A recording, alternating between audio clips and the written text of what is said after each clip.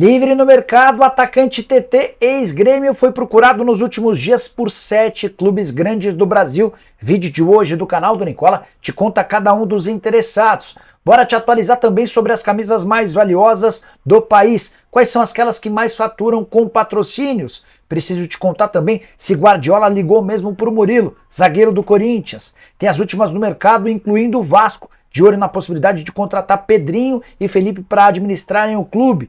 Já na França, criou-se a especulação de que Bruno Lage pode trocar o Botafogo pelo Lyon. Imagina a confusão em que o John Textor se meteria com uma dessas. As últimas do Santos com venda e saída de Falcão. Tudo o que você precisa saber sobre mercado, bastidores, finanças e muito mais, começo a contar a partir de agora, beleza? Antes, deixa eu só me apresentar, me chamo Jorge Nicola, jornalista esportivo, e o objetivo por aqui é deixar você por dentro de tudo que tá rolando com o seu clube do coração. Bora contar que todo esse conteúdo é um oferecimento de aposta ganha. Se você fizer seu cadastro agora, usando o link que está no comentário fixo, já ganha R$5 para fazer suas apostas, lembrando que cada aposta pode ser feita por até R$1.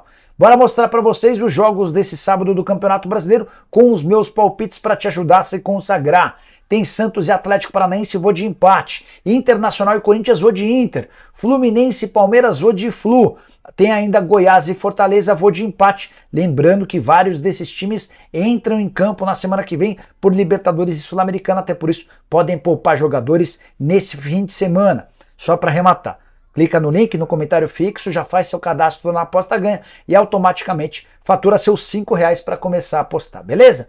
Bora começar o vídeo com o tradicional giro de notícias e a primeira informação é sobre IR Mina, que foi especulado em vários clubes brasileiros, chegou a negociar com o Botafogo, mas é o mais novo reforço da Fiorentina, o anúncio aconteceu nas últimas horas. Já Pedro Raul, ex-jogador do Vasco, acaba de marcar seu segundo gol com a camisa do Toluca do México, vitória do time dele contra o Kansas City, 2 jogos e 2 gols por ex-centroavante Cruz Maltino.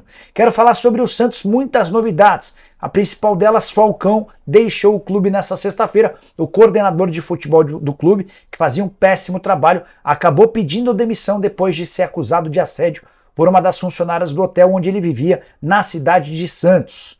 Santos pensou em tomar providências antes que o Santos agisse. Falcão pediu para sair. Com a saída do Falcão, talvez fique mais fácil o retorno do Soteldo ao time principal. O Falcão e o Paulo Turra eram os principais contrários a essa ideia. Bora contar também que David Washington, um atacante de só 18 anos de idade, está muito perto de ser vendido ao Chelsea, negócio de 20 milhões de euros ou 107 milhões de reais. Atacante revelado na base, que já esteve na mira do Mônaco. Chelsea, que recentemente contratou o Ângelo por 15 milhões de euros, já assinou com essa oferta de 20 milhões de euros e o negócio está muito próximo de ser concretizado. Para fechar sobre o Santos, só contar que o Natan, lateral direito, que não vinha sendo utilizado, foi emprestado por uma temporada ao Famalicão, com opção de compra de 2 milhões de euros. Bora te contar sobre Walter Kahneman, um dos mais importantes e antigos jogadores do Grêmio, recebeu uma oferta nos últimos dias do Independiente da Argentina. O clube já topou bancar o valor da multa rescisória e igualar as cifras a que ele tem direito hoje no Grêmio, algo na casa dos 500 mil. O que eu consegui apurar com uma pessoa próxima ao Kahneman é que o desejo do argentino é permanecer no Grêmio, mas para isso ele exige a renovação de contrato de forma imediata já. O contrato dele com o Grêmio se encerra em 31 de dezembro. Essa novela não deve demorar muito para ser concluída.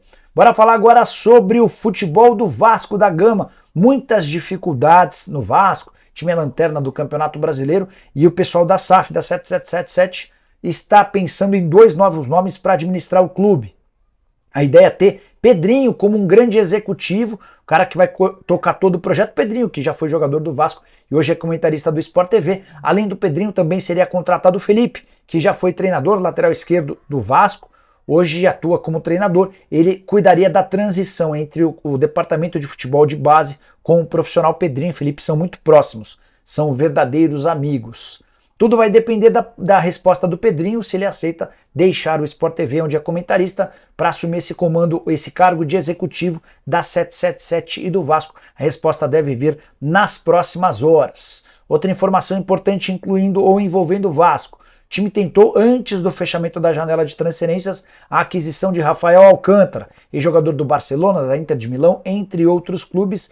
Jogador que tem 30 anos de idade e está no Al Arabi do Catar. O problema é que nem o Rafinha nem o Al Arabi, com quem ele tem contrato até junho de 2024, toparam um acordo. Rafinha, que em sua última temporada no Catar disputou 19 partidas com 2 gols e 6 assistências. Hora de falar sobre o Botafogo, repercutindo uma notícia que vem da França e que promete bagunçar o negócio.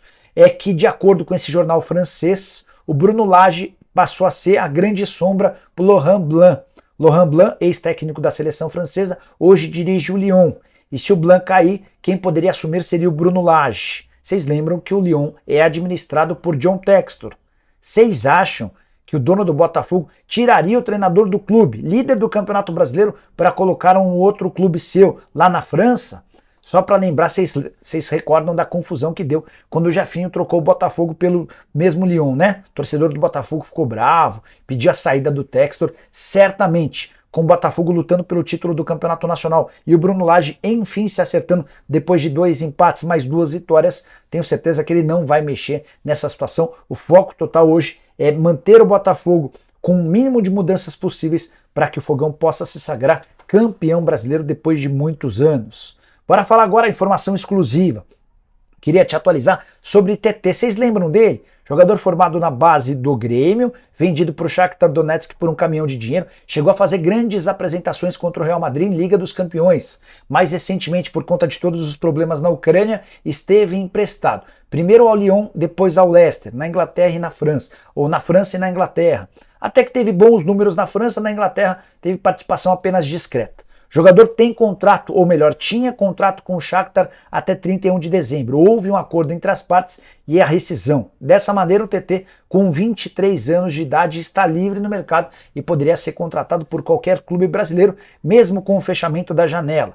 7 times diferentes procuraram o Pablo Bueno, que é o representante do TT nos últimos dias. Os interessados foram, pela ordem, Atlético Mineiro, Cruzeiro, Botafogo, Flamengo, Grêmio, Palmeiras e Internacional, até o Inter, rival do Grêmio. Mas conversei com o Pablo antes de gravar esse vídeo, ele disse que a chance de o TT vir ao Brasil hoje é 0.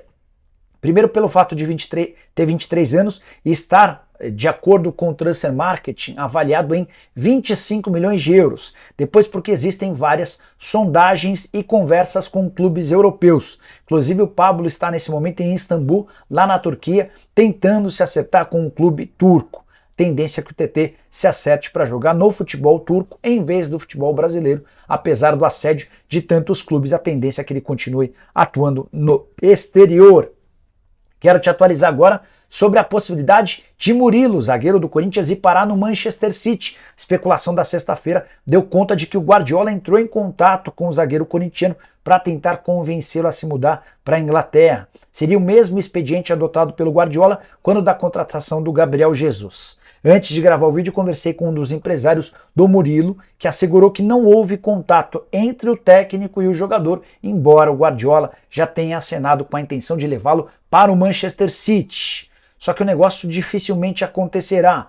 Isso porque o Manchester City acaba de anunciar a contratação de Gvardiol, zagueiro da seleção croata, e comprado por 90 milhões de euros ou 484 milhões de reais, tornando-se assim o zagueiro mais caro da história do futebol no mundo. Ele ultrapassou a compra feita pelo Manchester United quando fechou com o Maguire por 87 milhões de euros. Gvardiol, que estava no RB Leipzig, se mudou para o Manchester City, foi apresentado há poucas horas por 90 milhões de euros. Será que depois de investir toda essa grana, Manchester City ainda vai atrás de outro zagueiro para fechar com o Murilo? Murilo, que também foi especulado no Napoli, mas o time italiano avançou na compra do Natan, zagueiro que pertencia ao Red Bull Bragantino, operação de 10 milhões de euros. O time até topa negociar o Murilo, mas está pedindo entre 18 e 20 milhões de euros. Quero fechar o vídeo para falar sobre as camisas mais valiosas do futebol brasileiro, e quando eu falo em valor, me refiro à quantidade de patrocínios espalhados por toda a propriedade, não só camisa, como calção, meia e tudo mais. Você tem palpite? Qual você acha que é a camisa mais valiosa do futebol brasileiro? Se pensou no Palmeiras por conta do investimento da Crefisa e da FAM com a Leila Pereira, se enganou. Palmeiras durante 4 anos chegou a ser, de longe, aquele que mais faturava com publicidade em camisa ou no uniforme. Mas Desde 2020 está estagnado o valor do Palmeiras em relação aos patrocínios com Crefisa e Fam, 81 milhões de reais por ano. Esse valor até pode aumentar de acordo com a produtividade. Há no contrato cláusulas prevendo bônus por títulos, mas o Palmeiras parte todo ano para todas as plataformas da camisa, do calção e do meião com 81 milhões de reais. O Flamengo e o Corinthians superaram o Palmeiras nessa temporada até com alguma facilidade. Se o Palmeiras estacionou nos 81 milhões de reais, o líder é o Flamengo com 117 milhões de reais. O Corinthians aparece logo abaixo com 116 milhões de reais. Importante contar que esses valores todos que eu citei não incluem os fornecedores de material esportivo. O Flamengo tem parceria com a Adidas e ganha 69 milhões de reais por ano. O Corinthians tem parceria com a Nike e fatura, incluindo luvas, algo na casa dos 40 milhões de reais, enquanto o Palmeiras é parceiro da Puma e fatura na média 25 milhões de reais por ano.